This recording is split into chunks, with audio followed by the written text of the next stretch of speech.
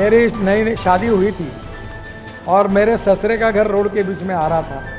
तो रामटेक में वो रोड बन रहा था तो मेरे पत्नी को बिना बताए ससुरे के घर पर बुलडोजर चला दिया था।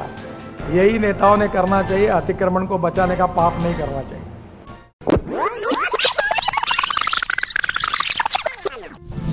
मुझे बहुत खुशी है कि देश का पहला एक्सप्रेस हाईवे मैंने 95, 96, 97 में महाराष्ट्र में मुंबई और पुणे के बीच में बनाया था।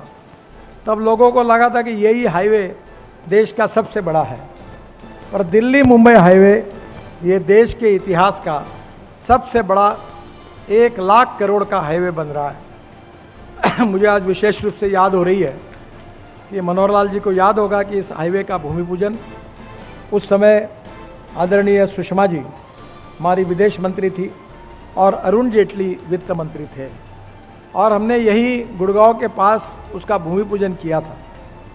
पर आज दुर्भाग्यवश दोनों हमारे बीच में नहीं है, उनकी स्मृतियां हैं, तो मुझे उनकी विशेष रूप से याद आ रही है। मुझे उस समय मैंने कहा था कि उसका उद्घाटन जब होगा तब अरुण जी, सुषमा जी आपको फिर से आना है। अब उद्घाटन 2023 में तो हो जाएगा, पर अरुण जी और सुषमा जी इस समय नहीं है। इसकी याद मुझे निश्चित रूप से इस प्रसंग पे आ रही है। मैं निश्चित रूप से हम उनकी स्मृति को कायम रखेंगे। और मुझे बहुत खुशी है कि हरियाणा, राजस्थान, उसके साथ गुजरात और महाराष्ट्र, ये 4 राज्यों में हाईवे जा रहा है। और ये हाईवे हमारे लोगों ने निर्माण किया, उनका तो मैं अभिनंदन करूंगा ही, पर तीनों राज्यों के मुख्यमंत्री और उनकी सरकारी यंत्रणा अगर हमको सहयोग नहीं करती तो शायद ये काम संभव नहीं होता। मैं हरियाणा के मुख्यमंत्री मनोहर लाल जी यहाँ खड़े हैं, विशेष रूप से उनके मंत्रिमंडल के सभी सहयोगियों को, और विशेष रूप से मेरे जो केंद्र सरकार में मेरे सहयोगी राव इंद्रजीत सिंह जी, वो भी हर बार जो भी समस्या आती है, अभी मुझे बड़ी खुशी हुई सुनकर, आपने जो किया वो मैंने किया था। मेरी नई शादी हुई थी और मेरे ससुरे का घर रोड के बीच में आ रहा था। तो रामटेक में वो रोड बन रहा था तो मेरे पत्नी को बिना बताए ससुरे के घर पर बुलडोजर चला दिया था और वो रोड उखाड़ दिया था।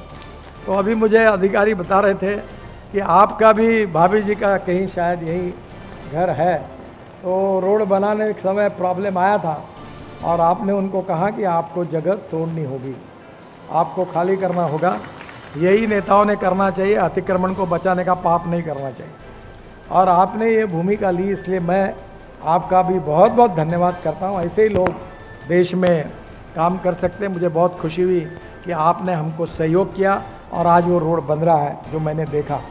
मैं हृदय से आपको भी बहुत बहुत धन्यवाद देता हूँ।